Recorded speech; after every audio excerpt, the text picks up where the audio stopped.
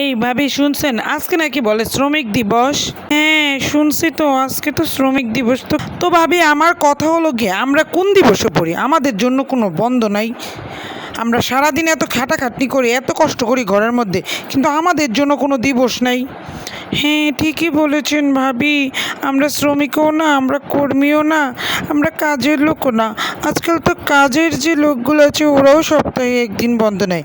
ঠিকই বলেছেন ভাবি, আমাদের কি কোনো জীবন নাই? হ্যাঁ, আমি কিছু বুঝি না, আমাদের কোনো বন্ধ ঘোষণা করে নাই। ধুত, এর চেয়ে মনে হয় শ্রমিক হলেই অনেক ভালো হতো।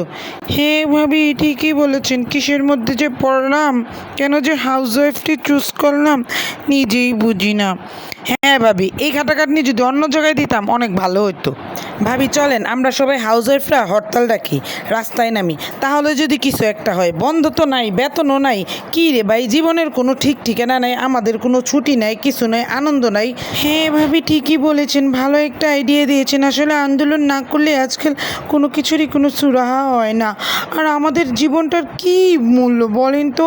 আমরা তো সারা দিন এত পরিশ্রম করে যাই, শীত গরম 12 মাস, বর্ষা হোক বৃষ্টি হোক, যত যা কিছুই হোক, আমাদের কাজগুলো তো আমাদের চলেই যায়, কোনো কিছুতেই কোনো ছুটি নেই। চলেন ভাবি আমরা সবাইকে ডেকে একটা আন্দোলনে নামি।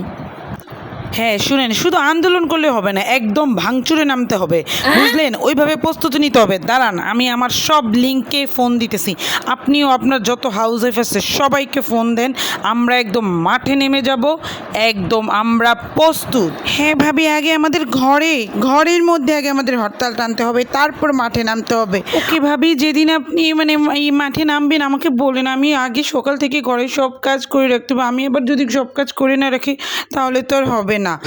কি বলেন?